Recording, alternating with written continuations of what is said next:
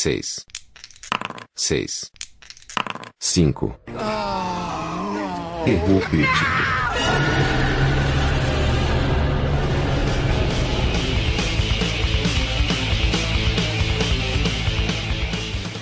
Bom, diferente do normal, hoje a gente vai gravar um episódio que não é um episódio numerado, por assim dizer. É um episódio um pouco diferente do que a gente costumou fazer e do que a gente deve repetir ao longo do tempo. E a gente resolveu chamar esses tipos de episódio de one shot. Fazendo uma alusão aí, aquelas vezes que às vezes a gente não está muito preparado para jogar RPG, não tem uma coisa muito pronta, mas reúne o time e joga RPG. A gente fez muito isso, né, João, quando a gente era moleque. O que vale é o jogo, né? Preparo é uma coisa... É um plus a mais. É um plus, né? Nesse espírito do podcast, né, que a gente começou e fez a abertura no primeiro episódio, falando sobre o que a gente fez, né, cara, quando os jogos clássicos, como o RPG trouxe a gente pra estar junto e tudo mais. E no final das contas, muitos desses encontros que a gente teve foram encontros assim, né, cara? Foram encontros que a gente não teve plano de jogar RPG, às vezes nem tinha aventura pronta, e sentava e simplesmente jogava RPG, né, cara? Muitas vezes foi no tiro mesmo, né? No tiro mesmo. É aquele negócio que ninguém tinha nada preparado, mas a gente tava ali, já tinha feito tudo que dava pra fazer, assim, e aí o que sobrava era isso aí. E tinha grana pra fazer outra coisa, né, cara? Aí alguém tinha uma mera ideia. Pra quem já mestrou sabe que uma mera ideia ela precisa ser trabalhada antes que vire realmente uma aventura, uma campanha, sei lá. Mas a gente fez muito que uma ideia acabasse virando uma aventura ali, porque teve uma época que era uma parada praticamente diária, né? Era, todo dia a gente então, jogava, assim, né? Não dava pra preparar. Não tinha nem tempo, cara, né? Tinha... Como a gente não é Stephen King, né, cara, que escreve um livro por dia. Pois é, o Stephen King que mantém alguns escravos escrevendo pra ir no porão, né? Eu acho que ele deve ter uns... Deve ter uns chinesinhos, né? Certeza, cara, não é possível. E muitas dessas aventuras de RPG que a gente jogou assim em cima da hora, muito legais, cara. Às vezes até mais legais do que algumas aventuras planejadas, porque acaba que pra gente sempre foi essa sacada de jogar RPG como uma diversão de se contar uma história, né? Muito mais do que tentar matar um monstro ou cumprir o objetivo da aventura. Sempre foi o tempo que a gente passava, né, cara? Assim, o mais importante é o tempo que a gente ficou jogando e a diversão que a gente teve ali em conjunto do que realmente cumprir um objetivo ou desvendar um mistério e coisas do tipo. Então, muitas das horas divertidas de RPG que eu me lembro, assim, da gente jogando quando moleque, vieram dessas aventuras, né, cara? Vamos sentar e vamos jogar, eu tenho uma ideia, como você falou, e vamos fazer. Às vezes era o que tinha, né, cara? E saíam boas coisas, às vezes, né? Saíram, cara. Às vezes saíam umas bosta, mas às vezes saía. Mas mesmo tendo das bostas, porque você ia saber a bosta só depois de algumas horas, né? Quando acabava. Beleza. Que merda. Mas aí você já se divertiu, entendeu? Naquela porcaria lá. E valeu, né? Valeu, cara. Sempre valeu, assim.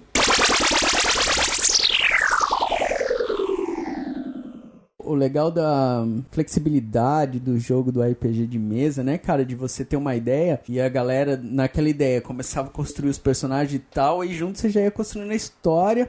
Porque o que você fazia? Você pegava aquela espinha dorsal que você tinha pensado e ia agregando aquilo à história dos caras que estavam fazendo os personagens, né, cara? Claro. E muitas vezes até a própria história girava em torno do background de um personagem. Sim. Ou de alguns personagens, né? Como mestre ali, você tem que ter esse rebolado, né, cara? Se você tá a fim de mestrar um jogo, você tem uma mera ideia, como você falou, você não teve tempo de elaborar, de pensar, se a gente fizer um paralelo, por exemplo, para uma aventura medieval, o legal é você ter uma dungeon montada, né, cara? Armadilhas, uma trama. Sim. Quais os inimigos, né, e você precisa de tempo pra isso, né? Precisa. É mais do que simplesmente ficar desenhando a cidade no momento, na hora que você tá jogando, você começa, olha, então vamos imaginar que tem uma rua aqui, vamos imaginar que essa rua chega na praça.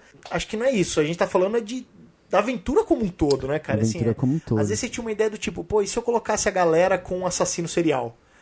No almoço a gente tava falando de filme de terror, né, cara? Então, assim, se a gente colocasse o cara contra um Jason da vida, como seria? E aí você consegue imaginar algumas cenas e fala, pô, então vou tentar replicar isso no jogo. Isso é pouco. E aí o que faz tornar realmente um jogo é o background dos personagens, né? Realmente, ele justifica o que é um jogo colaborativo, né? É isso aí. quando você faz uma aventura one shot, realmente você sente que o jogo carrega esse título com mérito. Assim, é isso aí, de ser colaborativo. De ser colaborativo.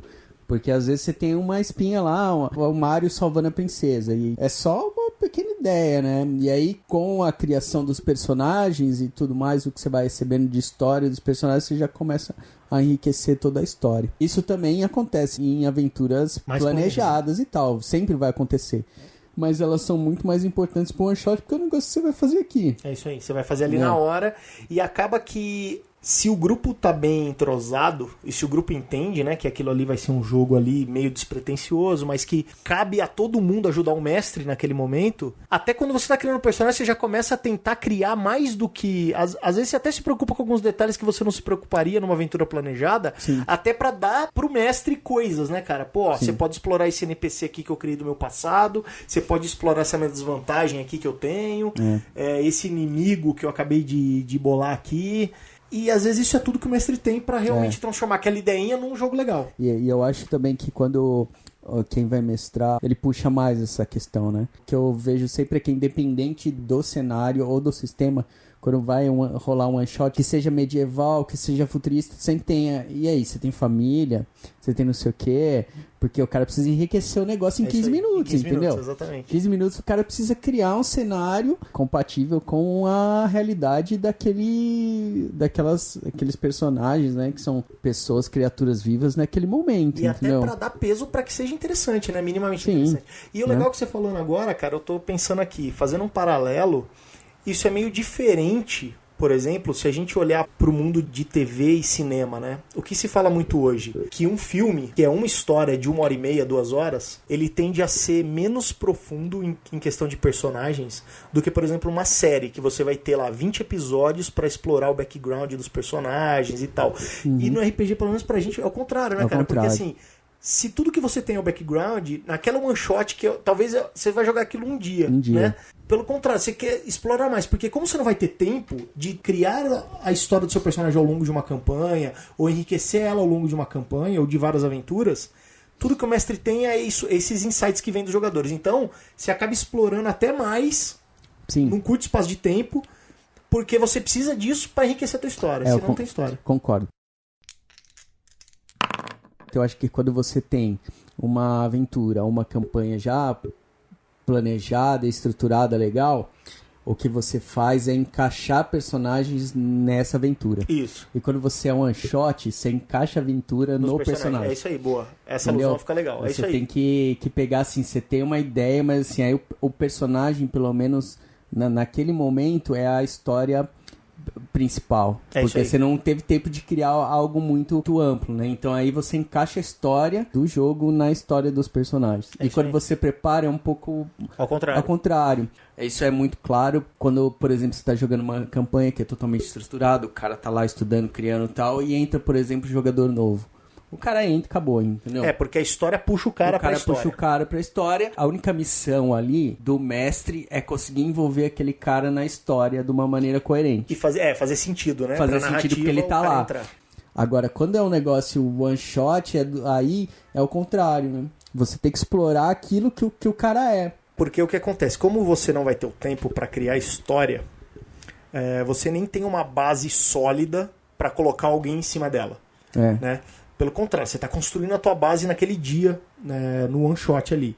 Então você precisa de tijolinho. E aí cada personagem te dá um tijolinho ou alguns tijolinhos e você vai colocando. Então essa alusão é boa. Se você tem uma campanha pronta, eu, por exemplo, quando eu monto o jogo pra gente jogar, eu crio a história. Eu não imagino o tipo de personagem que vocês vão fazer.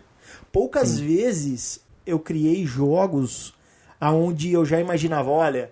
O João deve fazer um personagem assim, o Ciro vai fazer um personagem assado, o Alan, o Luiz, porque, no fundo, a história absorveria vocês, né? Eu, como mestre, teria a responsabilidade de absorver esses personagens ao longo da história, porque eu tinha a base. A minha missão era criar a base. Uma história envolvente, né? Que fosse legal da gente contar e tal. Agora, quando é o contrário, né? Eu não tenho esse tempo, eu não tenho essa base. Então, assim, eu tenho a ideia... E aí eu vou beber, né? Vamos beber da fonte desse personagem, daquele background, dessa desvantagem daquela, e fazer. E fica legal também, é só um jeito diferente de tocar. É um jeito diferente.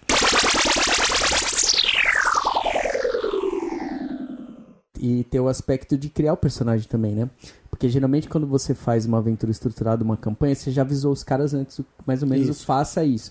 Que também influencia um pouco na criação do personagem. Até porque o jogador tem tempo pra pensar. Né? Tem tempo pra pensar, né? Quando é um one shot, até pro cara que cria o personagem, lógico que é muito mais simples você criar um personagem em 15 minutos do que uma aventura.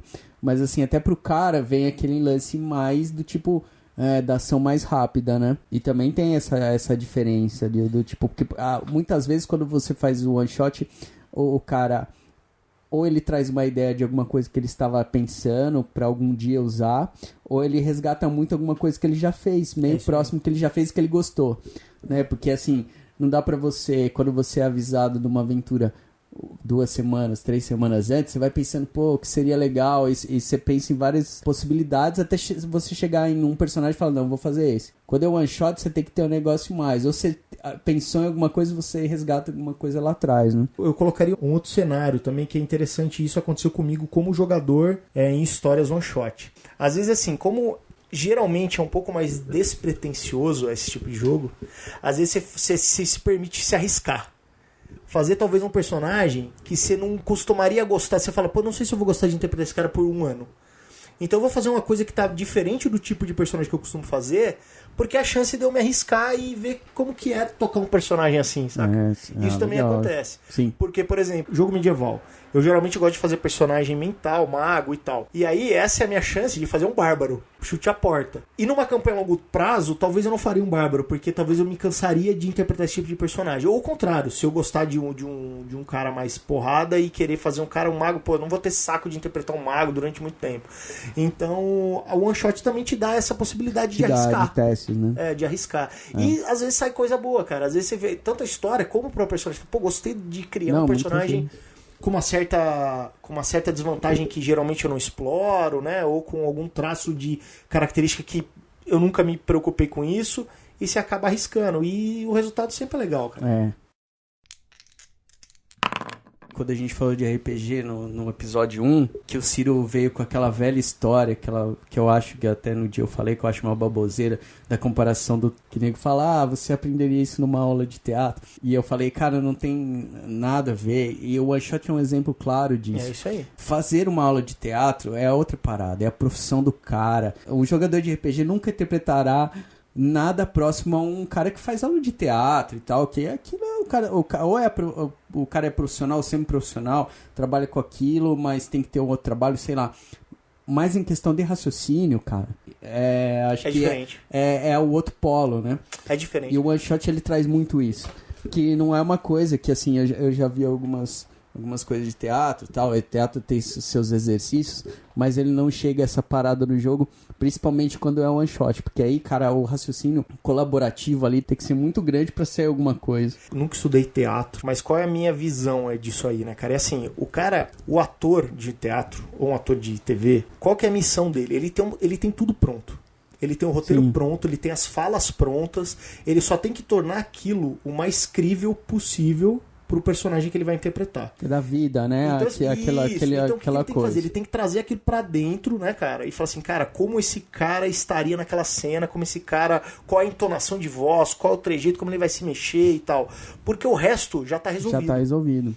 Então ele tem muito mais tempo pra cuidar de um aspecto. E ele vai chegar naquele nível, cara, porque é a profissão dele fazer aquilo muito bem. E no RPG... Tem alguns que é mais ou menos, cara. tem alguns que é bem mais ou menos. Aquele clássico Cigano Igor. Não, e agora... Não, cara. E o que a gente vem falando no carro aqui, agora tem youtuber, né, cara, YouTuber. Que é ator de cinema. Acho que a questão do teatro, não. Acho que a questão do teatro, ela exige que o cara seja bom. Porque senão ninguém vai, não tem público e tal. Agora, assim, a questão da televisão, porque a televisão, diferente do teatro, ela é invasiva, né? Ela entra na sua casa sem pedir licença. E mais do que isso, né? Na produção, você tem um cara assim, não ficou legal, vamos de novo. Não ficou legal, E mesmo teatro, assim, cara... Você faz isso durante um ensaio, mas na hora... Na hora saiu que saiu, cara. No teatro, na interpretação profissional, seja de TV ou teatro, tem esse lance que assim, a história tá pronta e toda a missão do ator é encarnar e dar vida àquele cara, como você bem falou. Sim. E tem caras que são muito bons nisso e caras que fracassam miseravelmente nisso. Já no RPG, o papel do jogador não é só esse, né, cara? Não é só colaborar com a história, porque a história será criada ao longo, seja num one shot ou numa campanha. Por mais que numa aventura preparada o mestre cria NPC, cenário, problemas, armadilhas, mudanças e etc., muita coisa vai ser criada com base nas ações dos personagens. Então, assim, essa é a grande diferença do teatro. Por isso que eu também discordo um pouco do Ciro quando ele fala, vamos fazer o paralelo. Porque, assim, a única coisa que é paralela, você vai interpretar alguém que não é você. Então você vai tomar ações, não que o João ou a Adilson tomaria, mas que o personagem que a gente criou tomaria. E acaba aí. Acaba aí. Colocando interpretação e raciocínio, ele é 8 em 80, é os paralelos, né? De um lado, do teatro, 80 para interpretação e 8 para raciocínio, e eu acho que pro jogo é o contrário. Porque, assim, a interpretação do jogo é aquele lance do tipo assim, não é que eu vou chorar na mesa. Isso, né? eu não vou tremer. Mas, assim, você vai ter atitudes coerentes com aquilo que você criou, você vai ter uma maneira de tratar os NPCs e outros personagens coerente com aquele seu personagem, entendeu? É isso aí. Essa é a interpretação, não é um negócio de eu vou chorar, eu vou rir, né? Tremer, eu vou usar uma roupa. Não, né? Talvez o live action tenha um pouco mais disso. O live tem um pouco mais, mas, cara, é um... Não, mas também eu, pelo menos, pouco, a gente jogou bastante live, eu nunca vi ninguém chorar, se ajoelhar, se jogar no chão, É né, muito cara? pouco. Eu acho que o que o live apresenta mais é caracterização, roupa, né? Maquiagem. Não é Hamlet, né? O cara não vai ajoelhar com uma caveira na mão, assim. Não, então, é muito difícil isso acontecer. Difícil. Acho que a gente viu alguns, tem algumas interpretações. Eu acho que assim, tinha uns caras que jogavam com a gente que tinha umas interpretações até na vida real, né, cara? Tinha. Mas você assim, sabe que... Nossa, mas esse cara é muito shakespeariano, Mas você sabe que teve parte dessa galera, que eu tenho algumas recordações, era uma galera que fazia teatro também, né? Lembra? Tinha uma galera eles faziam teatro. Então talvez eles tinham esse lance de, vou trazer isso pra cá. É que para um jogo de mesa não pegava, não pega. Um jogo de mesa entendeu? não. São dois mundos. Um é uma profissão, o outro é um jogo. É uma diversão, eu nunca entendi muito. É um hobby. Cada um com a sua pitada de interpretação e cada um com a sua pitada de nível de raciocínio, que são totalmente opostos, assim. Eu concordo.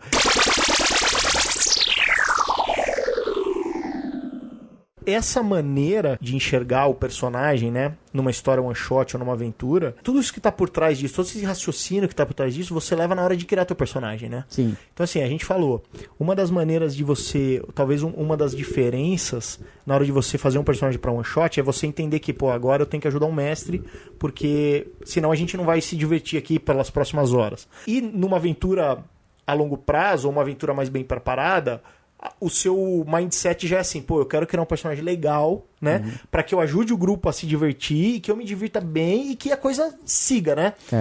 E além de você ter esses parâmetros, eu vou fazer um cara que briga, que não briga, eu vou fazer um cara que é cabreiro, não é, um cara que mata, não mata. Pelo menos nos nossos jogos, a gente sempre tentou colocar alguns limites, né, cara? Assim, não vamos fazer um jogo onde todo mundo é bonzinho e você vai ser um assassino psicopata. Não vamos fazer um jogo onde todo mundo é bandido e você vai ser um paladino, né? Não vamos fazer um jogo onde eu vou ter num grupo um paladino freak por justiça e um ladrão cleptomaníaco, porque a gente sabe que isso vai acabar ao longo prazo atrapalhando mais do que ajudando a história. A não ser que a história seja essa, né? Isso, aí legal. Que às vezes você tá ali, vai fazer uma aventura e você fala, precisa ter um cara... Tipo, vamos, entre aspas, um infiltrado no meio. Sim, aí você inimigo, chama lá um jogador ali que você fala assim, acho que eu vou pegar esse cara aqui. Você vai ser o cara aí dentro. Você vai ser o infiltrado, né? Você vai ser o vilão ali no meio. Vilão ali no meio, meio que o vilão ali no meio. E talvez até o próprio sistema, cara, te force a ter uma lógica de criação de personagem diferente para cada cenário. Que é o quê? Por exemplo, se a gente vai fazer um jogo de D&D, né, cara? O nosso grupo sempre se preocupou com interpretação, né, cara? A gente sempre tentou não jogar videogame numa mesa de RPG, porque senão a gente joga videogame. Sim. Né? Então, assim, a gente sempre tentou fazer. Por mais que um jogador goste de fazer bárbaro ou guerreiro, não vai ser todos os bárbaros que vão ser iguais e nem todos eles vão ser o Conan. né? Exato. O cara vai dar ali um toque pra cada um dos bárbaros que ele criar, vai ser um personagem distinto, com algumas características próprias pra gente entender que aquele cara é um personagem único. E até, como jogador, você temer pela vida dele, né, cara? Você se preocupar com aquele personagem. Eu mesmo já fiz um bárbaro extremamente bonzinho. O Bubru, né? Extremamente bonzinho.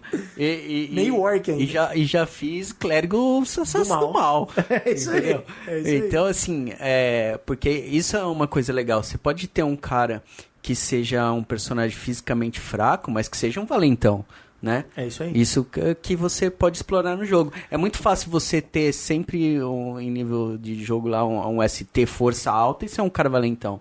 O legal é você ser um cara fraco e ser um cara valentão. É você desafiar, né, cara? Isso é legal. A questão da parada. Mas eu acho que isso é legal, João, porque no nosso grupo, né? Por que isso sempre deu certo na minha visão?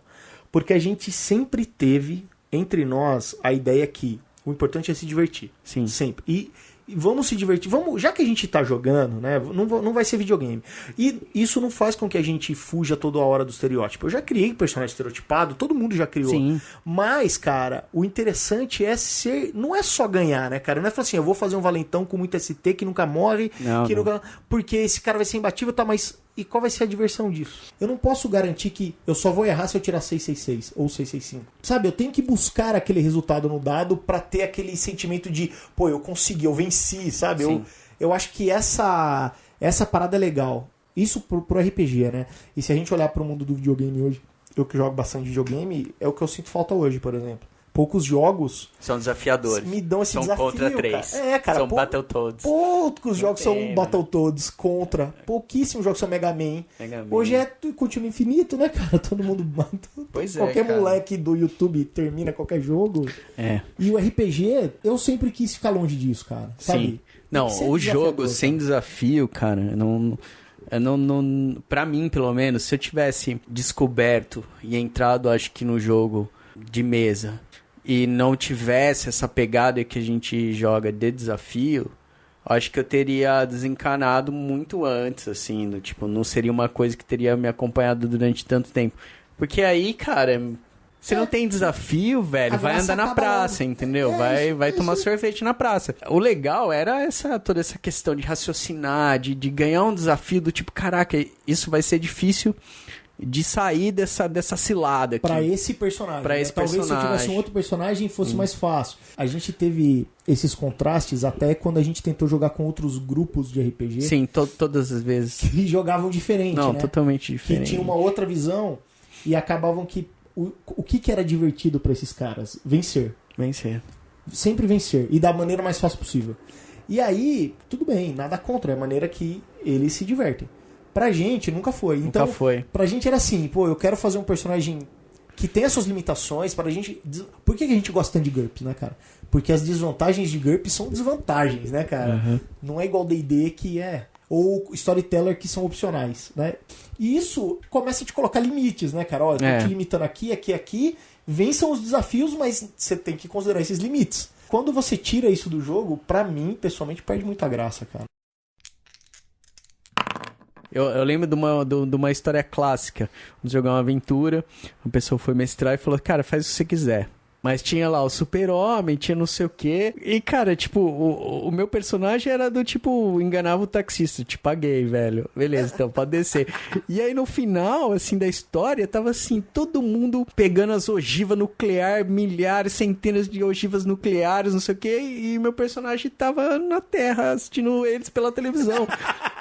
Enganando o taxista. E eu achava que o meu personagem era fudidíssimo, porque eu fiz tipo assim, cara, vou ter tipo nível presença nível 5, velho. Dominação nível 5. Você fudido. A gente nunca jogou o jogo de vampiro que você tinha isso, né? Presença nível 2 era uma. Presença nível 5. Caralho, presença nível 5, velho. Vou tocar o terror. Aí, tipo, do meu lado tinha o Superman, o outro Flash, do outro. Lanterna Verde. O Thor. Porra, velho. Sou ninguém. O que eu tô fazendo aqui, né, cara? Eu sou o Homem Púrpura. Todo mundo tipo desses caras aí, eu sou o Homem Púrpura. Eu falei, caraca, mano, que porra é essa, entendeu? Me senti... Se o Batman não fosse defendido pelo roteirista, ele seria eu nesse momento. Porque o Batman tá lá e fala assim, beleza, né, cara? Beleza, faz aí. Ó, ogiva nuclear, puta, se ele já tivesse um plano sobre ogiva nuclear, beleza, ele ia participar. Se ele não tivesse, fosse surpresa, ele ia ligar pro Flash. Ele ia assistir TV, que nem eu fiz, cara.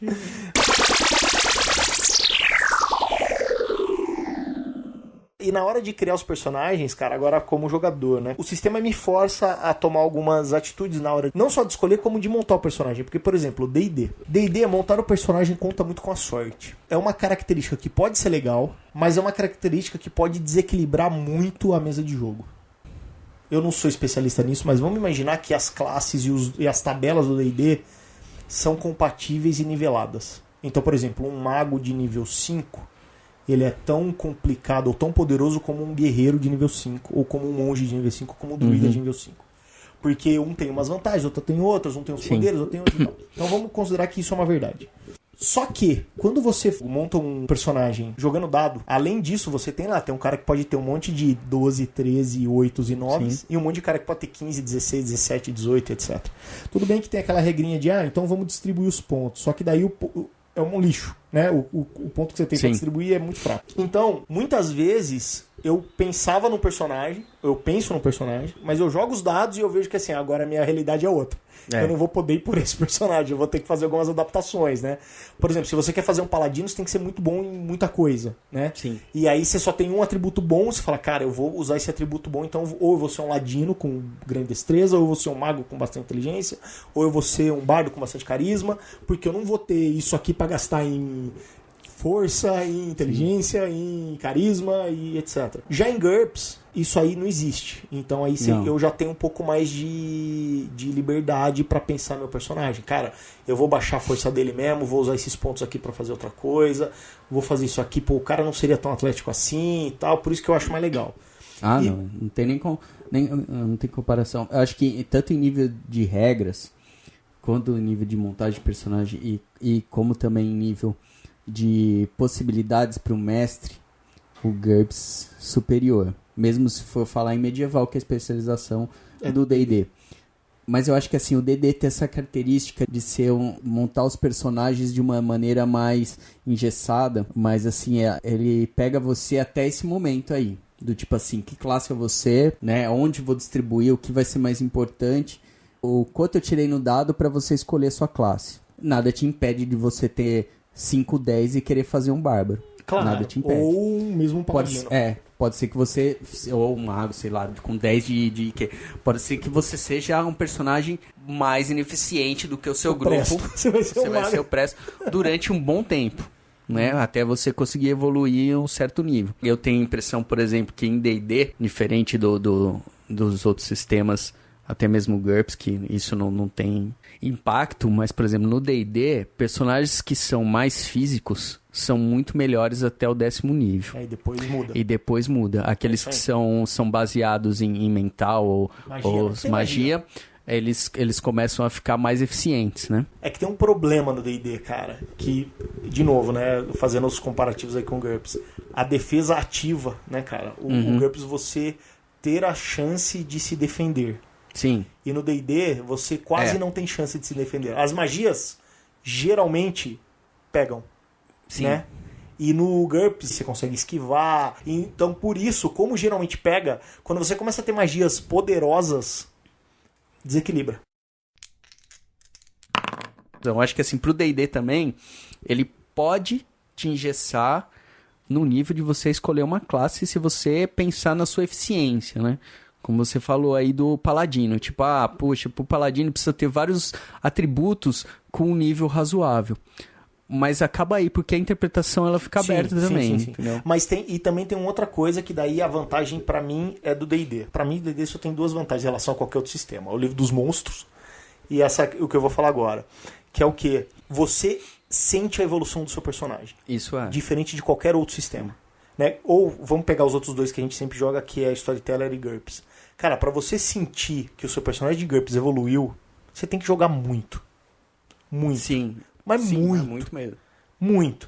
D&D, em algumas aventuras, aquele seu personagem que teve uns dados ruins, né, e que você teve que se limitar a alguma coisa, daqui a pouco você já é um cara bom. Vai melhorando. Mesmo que os seus atributos iniciais forem ruins. Sim. Então o D&D tem essa vantagem de ele consegue, talvez ao longo do tempo, equilibrar os personagens. Por quê? Porque todo mundo sobe de nível. Sim. Né? Ao passo que o GURPS, não. Então aí entra o lance que você, na hora de criar teu personagem GURPS, você tem que se preocupar um pouquinho mais. Sim. Porque assim, a tua evolução vai ser bem demorada e bem lenta. Se você estiver preocupado com eficiência, você isso tem aí. que parar e pensar. Por exemplo, se você vai fazer um cara físico em GURPS, que você vai depender de uma esquiva alta ou de um ataque alto, você não vai conseguir aumentar muito isso ao longo de 5, 6, 7 Não. aventuras. Então assim, preocupe-se Aí lá no muito começo. Né? Não, e Preocupe-se com outra, isso lá né, no em começo. GURPS, geralmente, pra personagens que não seja de nível super, cara, pra você ter ataque e defesa legal, Muito difícil. Não tem como, É muito cara. difícil. Você não consegue ponto suficiente. Não. Você vai ter que optar. É aquela velha história que até GURPS, vida real e tudo mais, né? Ninguém é bom em várias coisas. É isso aí. Se você é bom numa coisa, na outra você pode ser mais ou menos. Ser bom em várias coisas, e eu acho que no GURPS ele tem isso. Se é bom, você é físico, então eu bato bem. Ou não, eu resisto bem a porrada, eu me defendo bem. Ou E você aí vai ser um medianão. Ou você médio Não vai ser total. bom em nada. Que no GURPS nem sempre é bom. É isso aí. Porque assim, o GURPS é um negócio que, assim, diferente do D&D, você tomou uma espadada, medieval, pode morrer. morreu. Você levou um tiro, você morreu, né? É isso aí. Você tropeçou, às vezes, bateu a cabeça, morreu. Não Aquele, tem- esse jogo que o último jogo que a gente tá jogando que é em GURPS, cara, eu lembro que na primeira aventura seu personagem tomou uma flechada de besta e quase morreu. Quase morreu. Uma Não, flechada, cara, um tiro. Ficou inoperante o resto do combate. Os caras terminaram o combate isso e aí. tudo mais. Em D&D, D&D, não vai cara, acontecer nada. acho que, assim, nos primeiros níveis, porque é o que você falou, tem um nível do monstro. Então, assim, mesmo quando você tá no primeiro nível que você tem, sei lá, um Kobold, D8 orc. mais 2 de vida, 10 pontos de vida, Um Cobol não vai te dar tanto não dano vai assim. te dar tanto dano, entendeu? O cara vai estar te jogando um D4 É isso aí. e, assim, os monstros dos primeiros níveis têm dificuldade em acertar os É personagens. isso aí. Não são todos os golpes que vão pegar em Não, você. então... Você pode ter uma CA meio baixa que É. você vai sobreviver.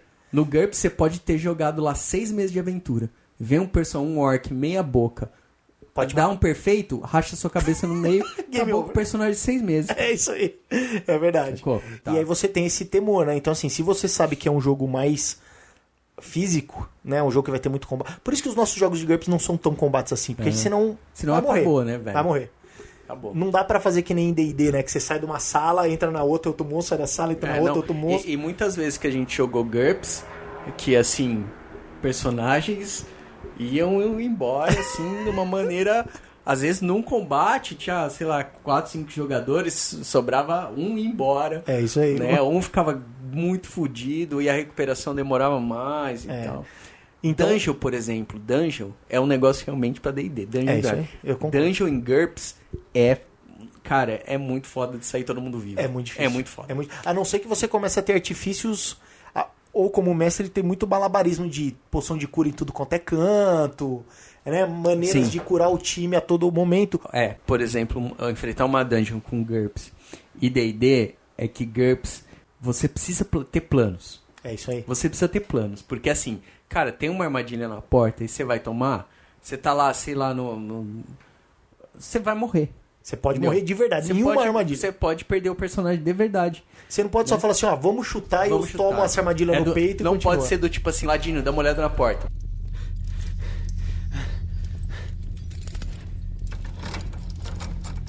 Ih, cara, tem uma armadilha aqui, mas não consigo desativar. Bárbaro, chuta. Não tem isso, porque assim, se você fizer isso em GURPS e o Bárbaro chutar, Ele morre. ele pode ser que ele você perca o personagem. É entendeu? isso aí. Então assim, planos são primordiais em GURPS. Concordo. E tem uma outra coisa que em GURPS é foda, cara. Recuperação de dano. Recuperação de dano. Se você usar as regras avançadas que a gente usa quase sempre, tem a questão da fadiga, Fadiga. tem a questão do cada ponto de dano que você vai passando vai diminuindo o teu NH, então você vai ficando cada vez mais baleado e vai ficando cada vez mais difícil. Sim. E se você coloca uma armadilha atrás da outra, porque assim, qual é a diversão de uma dungeon? Não é você entrar num lugar, passar uma armadilha, pegar um monstro e pegar o tesouro, não é isso. Não. É você ter várias armadilhas, vários monstros, várias salas diferentes. Que a cada momento você vai ter que, em GURPS, você vai ter que fazer teste de esquiva, teste de NH, blá, blá, blá, blá, blá.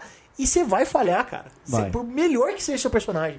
Vai ter uma esquiva que você vai tomar uma bola de fogo de 2D e pode te tirar do jogo, né? Sim. Ou te inabilitar pelos próximos dias. Então, assim, realmente, essa questão de combates ou coisas físicas consecutivas não funciona muito bem em GURPS, não. Não. Você pode acabar com o jogo mais fácil, né? D&D tem mais esse caráter de todo mundo se recupera rápido, né? Todos... todo mundo tem magia de cura, todo mundo tem, né, um clérigo, tem clérigo que tem magia de cura, tem druida, tem paladino, né? Diferente do GURPS, a cura, a ressurreição e tudo mais é um negócio muito mais acentuado em D&D, né? Em D&D, se chega o personagem, às vezes chega num nível que ele faz ressurreição com... diamante. Só de pensar no cara ele consegue ressuscitar. Em GURPS, você nunca joga com um cara ou tem um que faça um negócio desse. É, porque se a gente pegar... um NPC tipo... É Deus. Deus ressuscita em GURPS. É Jesus. E às vezes nunca. É isso aí, porque assim, se você, por exemplo, pegar o livro de magia, o Grimório do GURPS, uma magia como essa, ela precisa de tanto mana, que é fadiga, que você não vai conseguir fazer. Né?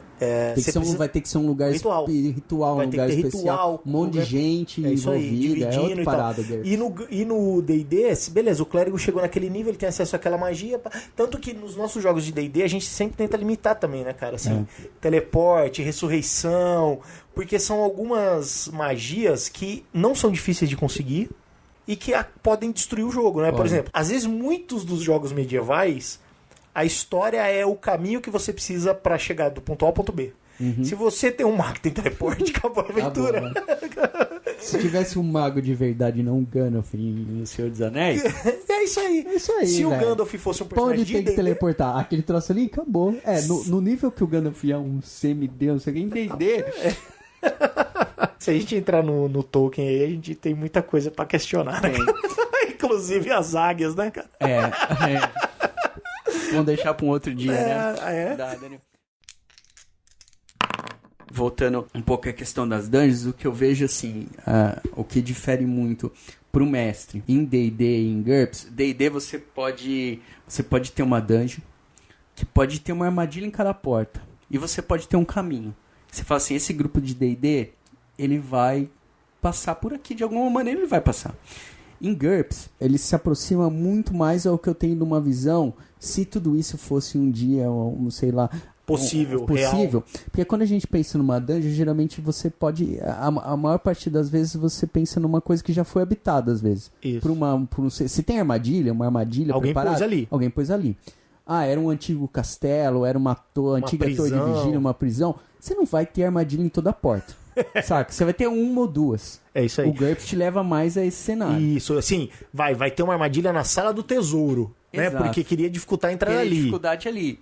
Monstro. Pô, você não vai ter um monstro a cada atrás de toda a porta, né? Uma que eles não... Como eles iam se conviver juntos ali, né? Então, assim, você vai ter um monstro específico.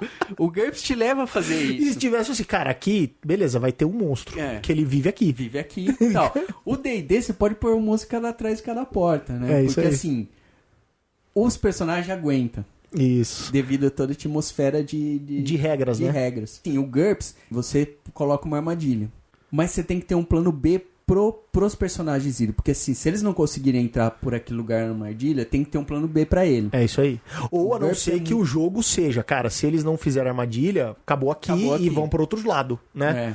Agora, se você quer muito que os jogadores entrem ali, porque a história, você tem que ter um plano B, concordo. Porque senão eles podem morrer. E aí o GURPS te obriga o mestre a raciocinar nesse nível. O D&D é beleza, não conseguiu? Eles vão chutar a porta, eles vão... O clérigo cura o bárbaro e beleza. Cura o bárbaro e já era e vai, toca barco.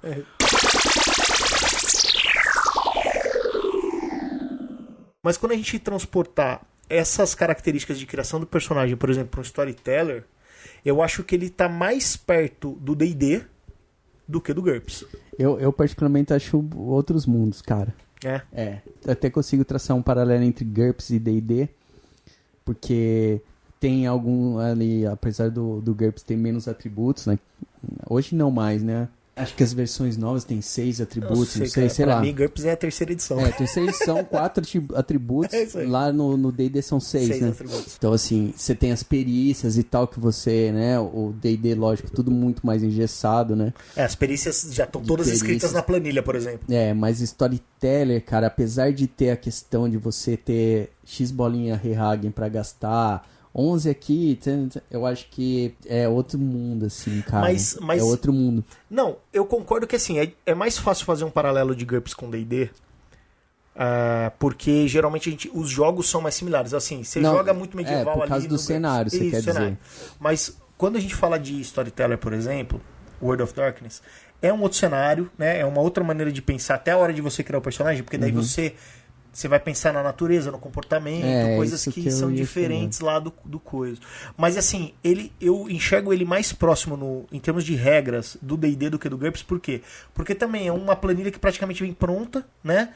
Tudo que você pode fazer, eu diria que 90% da criação dos personagens está escrito ali na planilha. Sim. É só uma questão de distribuir as bolinhas. O GURPS, ele vai além. Então eu acho que assim, pra mim o Storyteller ele tá quase tão engessado quanto o D&D. Porém, ele tem um traço que é mais próximo do GURPS, que é a evolução do personagem também. Que é tão difícil evoluir o personagem em Storyteller quanto no GURPS, diferente do D&D, que você realmente evolui o cara. Eu acho que o Storyteller é um pouco diferente, não só pelo cenário, mas a questão da criação do personagem. Porque geralmente as bolinhas são menos significativo no que você vai fazer ali, entendeu? Eu acho. Gastar os pontos, vamos dizer, né? O D&D, como a gente falou, assim, interfere muito a hora dos dados, os atributos, para você acabar escolhendo sua classe. O GURPS, você se preocupa muito com os pontos pela eficiência. Já o Storyteller, eu acho que é o menos que tem essas características.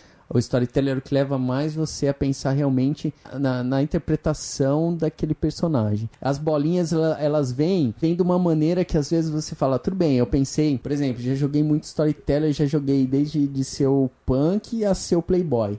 Então assim, você fala assim, pelo menos minha maneira de montar, em Storytelling em específico, tudo aquilo vem antes, todo o background vem antes. Não, claro. No Storytelling. Principalmente se for vampiro, né? Principalmente se for vampiro, que você tem que criar a história do teu mestre, do abraço, blá, blá, blá. A bolinha é um mero detalhe. A bolinha vem depois, né? A bolinha, às vezes, você pode pensar, e até mesmo ali dentro, você cria a história, você vai fazer, por exemplo, um Bruhá. No que vai interferir a bolinha? Se aquele personagem que você criou, de onde ele veio até o abraço, o que ele desenvolveria mais? Seriam potência ou, por exemplo, presença? Depende de onde veio o seu personagem, entendeu? Daquilo que você criou. Então a bolinha, ela é mais uma representação do que você vai interpretar, os pontos gastos nas bolinhas da planilha de Storyteller, que eu acho que é isso que é a grande diferença. Por isso que eu não consigo traçar um paralelo. Entendi. Mas é que eu, por exemplo, quando eu monto o personagem, com exceção do D&D, porque essa questão dos dados me incomoda um pouco, né? E acaba que às vezes eu tenho que fazer outras escolhas, sei lá, eu tô pensando de novo, né? Eu quero fazer um paladino, mas aí eu não tenho dado suficiente pra isso e eu vou ser meio que um inútil até o level 10, sei lá, ou coisas do tipo. Então, beleza, eu vou fazer um ladino com esses dados ou coisas do tipo. Em GURPS, eu faço o personagem, talvez porque como eu comecei a jogar Storyteller depois eu fui pro GURPS, eu faço personagem em GURPS como eu faço em Storyteller. Eu penso no meu personagem, na história do meu personagem e depois eu distribuo pontos. Sim. Pra mim, o sistema pouco influencia nisso. Mas a distribuição, eu acho que assim, a distribuição de pontos no GURPS, mesmo você pensando no background antes, acaba sendo mais importante do que no Storyteller. Acaba porque a regra é mais detalhada. A regra é mais detalhada. Isso, a regra é mais detalhada. Por exemplo, no Storyteller é mais simples fazer um personagem, né, cara? Você solta ali as bolinhas e aí realmente, eu entendo o que você tá falando, que assim, você acaba se preocupando um pouco menos. Porque você fala, se eu coloquei 2 bolinhas aqui, tá bom, cara, né? Isso aqui eu resolvi. É isso, e eu acho que assim, a diferença quando você começa a jogar um personagem de Storyteller, você, por exemplo, ter 2 bolinhas ali de inteligência e uma de investigação, num certo sentido, não é tão menor do que se você tiver 3 bolinhas de inteligência e 2 de investigação. Porque você pode ter 3 sucessos. Esse é o problema, cara. Entendeu? E você pode ter 3 críticos. Você pode ter 3 críticos. Ou seja, do outro lado. O Storyteller, ele faz com que Isso quanto que é melhor legal, você for, além de você ter mais chance de acertar, você tem mais chance de fazer merda. Também. Porque como o dado, você vai somar o seu atributo e sua perícia e jogar aquilo como quantidade de dados, quanto mais atributos e perícias você tem, mais dados na mão você tem, mais chance de tirar um você tem, mais chance de ter críticos você tem. Né? Diferente do GURPS, que, por exemplo, e no D&D, conforme você vai ficando bom, vai diminuindo a chance de você errar. Exato. No Storyteller, vai aumentando a chance de você errar. Né? Junto com a chance de acertar. Então, Exato. assim, por que talvez, né? Tô pensando nisso agora, mas talvez seja que é um sistema que vai ser sempre equilibrado, porque por mais apelão que você seja, você pode falhar miseravelmente, né, cara? Assim, Então talvez influencie menos a distribuição da bolinha. É isso que eu falei. Entendeu? E eu acho que um outro fato disso aí também que colabora com a sua teoria, João, é que as perícias são mais genéricas, né, cara, no Storyteller. Então, por exemplo, você tem ali armas brancas. E aquilo ali vai desde de arremessar uma pedra até lutar com um nunchaku, né? Exato. Então, assim, você falou assim, cara, se eu botar 2 bolinhas aqui em arma branca, cara, eu tô garantido, né? Pra inúmeros cenários. Exato. Né? Em GURPS, você não pode pensar assim. Não. Você tem que falar assim, cara, se eu arremesso, eu arremesso. Se eu arremesso só faca, então eu vou comprar só arremesso de faca, porque é mais barato do que o arremesso genérico, porque é físico fácil, o arremesso é físico difícil. E agora, se eu quero também dar facada nas pessoas, eu tenho que comprar uma outra perícia. Exato. Agora, se eu não tô usando uma faca, tô usando um gládio, é espada curta, é uma outra perícia. Agora, se é uma espada de mão larga, é uma outra perícia. Se é de 2 mãos, é uma outra perícia.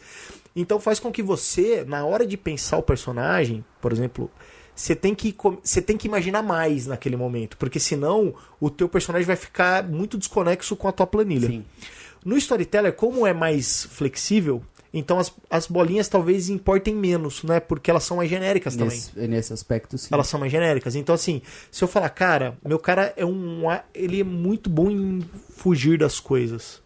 Então você tem 2 lugares pra fazer isso. Agora em GURPS é fugir do quê? É fugir de amarração? É fugir de carro? É fugir de moto? É fugir correndo? É fugir... é se esconder no escuro? Não, é possibilidades infinitas, né, cara? Isso, então eu concordo com você. As bolinhas significam menos do que os pontos em GURPS. Mas talvez porque elas sejam mais genéricas. E talvez porque a quantidade de sucesso ela é proporcional à quantidade de possibilidades de fracasso. Na hora de você criar os personagens, então assim, você tem que entender o sistema um pouco, né, cara? Porque pra cada sistema você vai ter um mindset de como criar o meu personagem, né? Exato, eu acho que é assim, é isso mesmo. E pro Storyteller, avançando um pouco nesse assunto, por mais que a planilha esteja ali impressa, né, como eu falei, 90% eu acho que tá ali, né? Cara, eu gosto muito daquela parte de antecedente, de vantagens e desvantagens, de pontos de bônus, cara. Porque eu acho que são os toques especiais que, além da natureza e comportamento do seu próprio background, conseguem dar uma direcionada, cara, né? Que Sim. Isso, cara, sinceramente, se eu pudesse mudar alguma coisa no D&D, era isso que eu mudaria. Eu daria uma maneira de criar vantagens e desvantagens no D&D, cara. Porque o GURPS tem isso naturalmente, obrigatoriamente, na verdade. O D&D não tem. E o Storyteller tem isso opcionalmente, né? E que, pô, eu acho muito legal, cara. Que no Storyteller, geralmente, a gente acaba usando alguma coisa, A gente sempre usa, né? Não só pra ganhar os pontos, mas pra direcionar, né, cara? Pra criar um personagem mais único. Não, e o Storyteller, como geralmente você cria backgrounds, personagens mais complexos, essas desvantagens e vantagens, elas vêm vindo naturalmente, né, cara? Tipo, se você parar pra pensar, elas vêm mais naturalmente. Porque você vem do teu background, né? Tipo, se eu criei um inimigo, né, ao longo do tempo, se a gente tá falando no jogo de vampiro, se o meu mestre é problemático, ou tem alguma treta com a Camarilla e tal. Se você tem determinadas atitudes, mas se você for humano, entendeu? Você pode falar lá, eu sou humano e eu não me relaciono bem com as pessoas, não sei o quê, você acaba ganhando lá uma desvantagem de algum tipo de estigma social, de reação, alguma coisa que te dá a reação. Né? O D&D é totalmente neutro, né? É negativo em relação a isso, do tipo, basta ele nessas questões ele calca apenas na interpretação mesmo. Isso, aí depende do jogador. Momento, né? Depende mais do jogador. Assim, se eu criar um bárbaro... Pra gente é legal jogar também o D&D, tem obviamente suas vantagens, porque a gente leva todos esses conceitos, né? A gente não depende da regra pra forçar que a gente interprete e seja coerente. Não, muitas vezes eu vi assim, na mesa, jogando na mesa, por exemplo, quando você tá em GURPS, o cara, né, é um determinado personagem. Aí sei lá o que aconteceu, às vezes o cara não quer mais brincar com aquele personagem e tal, ele faz uma coisa estúpida. E aí dentro das você fala, cara, tipo, você é um... Pô, dá uma olhada na sua desvantagem. Você é um pacifista, você nunca ia comprar essa briga. Lá comprar essa briga e tal. Em D&D é diferente. É mais difícil do mestre falar assim, cara, você não faria isso porque não tem aquilo. Eu não tenho como te segurar, né? É mais difícil. É mais difícil. E aí você depende do cara E lá quando você tá criando o personagem, você tem que se preocupar com isso. E quando você tá criando, né? Resgatando o que a gente começou aí o papo. Se você tá criando um personagem por uma aventura one shot, você vai criar com uma certa preocupação, né? Você vai tentar dar esse background pra ajudar o mestre na criação da história. Talvez você se preocupe menos com a eficiência do personagem, porque a Com coisa vai ser certeza. a curto Com prazo. certeza. E aí, quando você tá fazendo uma aventura a mais longo prazo, você vai se preocupar mais com a eficiência do personagem e você vai ter mais tempo pra elaborar o teu personagem. E aí você, como jogador, espera que o mestre está se preocupando com a história, né? E Sim. assim, cara, beleza, eu vou dar o meu peso pro personagem, meu background agora, mas assim, talvez isso não seja tão importante pra história, porque a história já tá sendo criada por alguém. Não, e outra, você pode ir construindo a história desse personagem ao longo do tempo. Você vai ter tempo, né? Você vai ter tempo. Você vai ter Exatamente. tempo e quando você... Principalmente aí também é uma coisa do D&D, que eu acho que que você falou das vantagens do D&D, que é a questão da evolução, que é mais visível, o amadurecimento do personagem também pode vir junto, né? Que assim, no primeiro nível, você é um cara É porque vem a mais responsabilidade. imaturo, vem a responsabilidade, você vai mudando um pouco alguma maneira de agir do personagem. É, porque vamos imaginar que você é um guerreiro em nível 1. Você não consegue fazer muita coisa pro mundo, né? Não. O seu papel no mundo é bem limitado. Agora, quando você vira um guerreiro nível 18, seu personagem faz a diferença no mundo, né? No mundo, independente de qual cenário seja. Ele faz E diferença o personagem, ele pega uma certa maturidade, no mundo. né? Faz. Aí você sabe assim, pô, eu posso ir lá e matar um rei. Eu posso matar um rei. Diminui aquele aspecto de marionete, né? Também. Sim. Porque assim, quando você tá no primeiro nível, o seu alcance, a sua amplitude de solucionar as coisas e ter um pensamento próprio que possa ser totalmente contrário do que está sendo colocado, é muito mais difícil. Geralmente você acaba seguindo uma certa trilha que você fala, beleza, eu vou ouvir esse cara, porque eu não conheço nada do que está acontecendo, eu tô, né, o cara novo na turma. Quando você tá lá nos níveis altos, você contesta, né, cara? É isso aí. Você pode fazer diferente. Isso, né? você pode acabar com uma guerra sendo um personagem. Você um pode personagem. entrar num campo de batalha e ir passando sem tomar dano por todos os níveis da batalha e chegar no comandante e matar o cara. Exato. No nível 1, você fala assim, cara, eu vou entrar no campo, porque se eu entrar eu posso morrer, né, cara? Exato. Então, realmente, muda a responsabilidade. Vou esperar a hora que o cara dormir, né? É, e muda a responsabilidade e até a maneira que você pensa o seu personagem. Fazendo uma retrospectiva desses 20 anos que a gente joga. Por exemplo, geralmente os personagens eles começam como meros peões, né, num esquema maior, e ao longo do jogo, ao longo da campanha, eles vão se tornando os protagonistas desse mundo, né? É difícil a gente jogar alguma coisa que os personagens já começam como os bambambãs, né, cara? Como a não. Liga da Justiça já. Não me lembro. Eu cara. também não me lembro. Nossos jogos sempre começam assim mais gradativamente. E isso vai amadurecendo os personagens, né? Vai Sim. amadurecendo. Amadurece tudo, né? A interpretação, tudo isso vai virando mais coerente. Eu sempre joguei e tentei seguir com aquele personagem, né? Tipo assim, mesmo quando a gente falou assim, às vezes você faz personagem que você não gosta muito, então você tem que levar ele pra uma maneira que você sim. gosta. Senão você, cada 2, 3 aventuras, você vai estar se matando. Pra fazer um cara Pra fazer legal. um cara que você agora eu acha quero mais jogar legal. com tanque. Agora eu quero jogar Aí com cara fica ágil. ruim. Agora Então, eu quero assim, jogar. No one shot, você tem esse impacto inicial de, cara, eu preciso contribuir com a história. Como jogador agora de cara. Mas numa aventura, você também tem isso. Só que isso é diluído ao longo de vários jogos, né? Se você não tem esse apego, ou se você não enxerga a sua importância como parte dos caras que contam a história, porque não é só o mestre que conta a história, né, cara? Não. Você desapega, aí você começa a querer trocar e você deixa de ser esse cara que contribui com a história. Porque talvez, por mais que seu personagem fala, pô, mas hoje eu não queria jogar com esse tipo de personagem. Só que pra história, ele se tornou um cara muito importante, né, cara? E acaba sendo a tua responsabilidade continuar contando essa história. Por isso que eu acho que o momento de criar personagem, cara, eu até gosto quando a gente cria o personagem juntos, né? Porque algumas vezes a gente até criou já separado e vai pro jogo com os personagens prontos. Mas eu gosto do momento de criação. Pra mim, já estamos jogando RPG. Quando a gente tinha tempo, né? Quando a gente De era fazer moleque. e conversar. Hoje em dia, quando a gente joga, Quando os cometas se os alinham. cometas se alinham e dá pra jogar, já às vezes é mais difícil, né? Você tem que vir com alguma coisa meio pronta pra dar um tempo de rolar dados, assim. Mas é bem mais legal montar todo mundo cara, junto. porque pra mim, montar o personagem já é jogar RPG, sabe? Não, lógico. Já faz parte do Já jogo. faz parte. Já faz Acho parte que assim, a partir do primeiro momento que chega alguém e fala assim, vou dar uma aventura, já vira jogo. já vira jogo. Porque você já começa a pensar em relação, né, como vai ser seu personagem, o que pode ser essa história e tal, e segue, né, o barco. Já começa o jogo, né? Aí. Você mandar um SMS, SMS WhatsApp. não, WhatsApp. Você vê ninguém mais. WhatsApp, vamos jogar, acabou, velho. Virou jogo já. Já virou jogo. Porque os caras já estão pensando você no já personagem, tá maquinando, o cara já tá pensando no o que você vai ser, pergunta pros caras o que vai ser, você não sei o que, então você não sei. Já vira jogo, né, isso aí. cara? Não tem...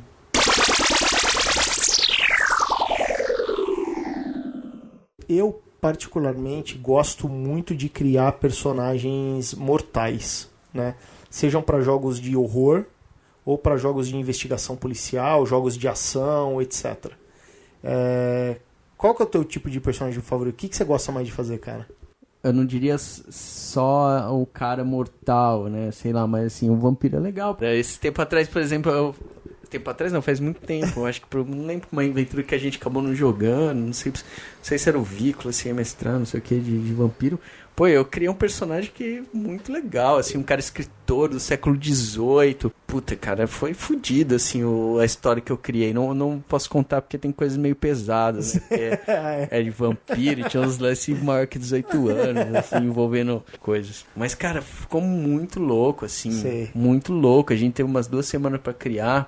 E foi muito legal. Mas, então, acho que é o vampiro, velho. Vampiro. Pra falar que eu acho que, assim, o vampiro tem um lado humano, mas tem um lado monstro e dá pra você explorar os dois lados, legal, né, cara? É legal. Isso é muito bom, É né? muito legal. É tipo, o vampiro dá pra você fazer tanto o Louis quanto o Lestat, entendeu? Ou os dois no mesmo, sei lá, cara. É uma Ou aquela amplitude menininha fodida. psaica lá. Maria, né? Era Maria, né?